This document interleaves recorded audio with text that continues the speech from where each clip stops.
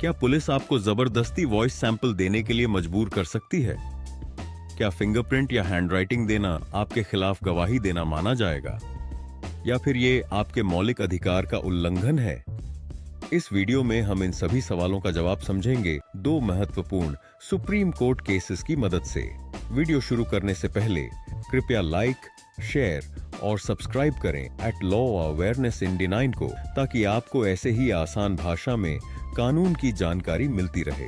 इस वीडियो में हम समझेंगे स्टेट ऑफ बॉम्बे वेचिस काथी कलू ओघद रितेश सिन्हा व स्टेट ऑफ उत्तर प्रदेश और article 23 of the constitution of India. हम यह भी जानेंगे कि कौन सा एविडेंस प्रोटेक्टेड है और कौन सा नहीं।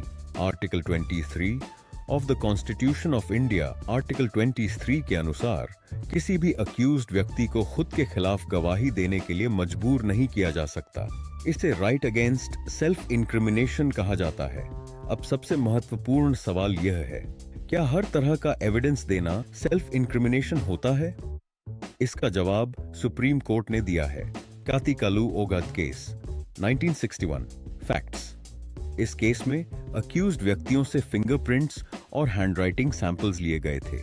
उन्होंने कोर्ट में चैलेंज किया कि यह उनके आर्टिकल 23 के अधिकार का उल्लंघन है। इश्यू: क्या फिंगरप्रिंट और हैंडराइटिंग देना खुद के खिलाफ गवाही देना है? सुप्रीम कोर्ट ने कहा, टू बी अ विटनेस का मतलब है अपनी पर्सनल नॉलेज देना।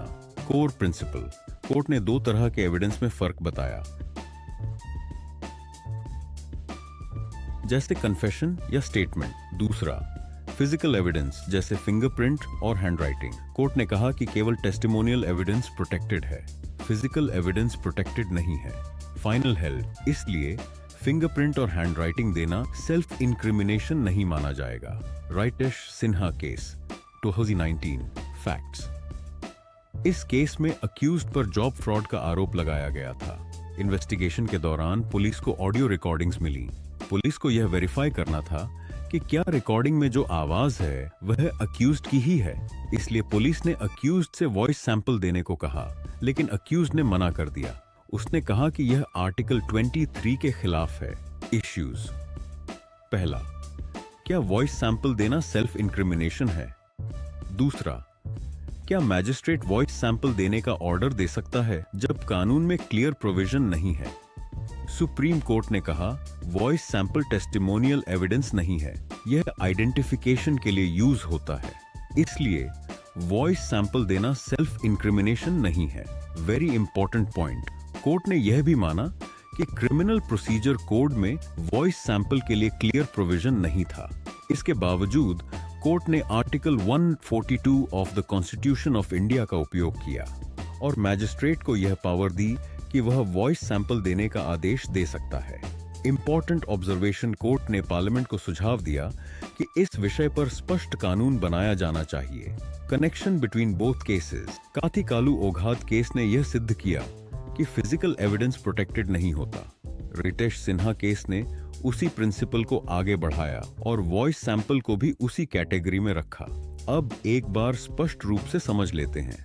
टेस्टिमोनियल एविडेंस प्रोटेक्टेड है, फिजिकल एविडेंस जैसे fingerprint, handwriting, voice sample protected नहीं है। Real life impact. इसका मतलब है कि पुलिस वॉइस सैंपल ले सकती है, फिंगरप्रिंट ले सकती है, हैंडराइटिंग सैंपल ले सकती है, लेकिन पुलिस आपको कन्फेशन देने के लिए मजबूर नहीं कर सकती। कंक्लूजन: इंडियन लॉ एक बैलेंस बनाता है। एक तरफ इन्वेस्टिगेशन को इफेक्टिव बनाना है और दूसरी तरफ इंडिविजुअल राइट्स को प्रोटेक्ट करना है। इसीलिए फिजिकल एविडेंस को अलाउ किया गया है, लेकिन सेल्फ इंक्रिमिनेशन को प्रोटेक्ट किया गया है।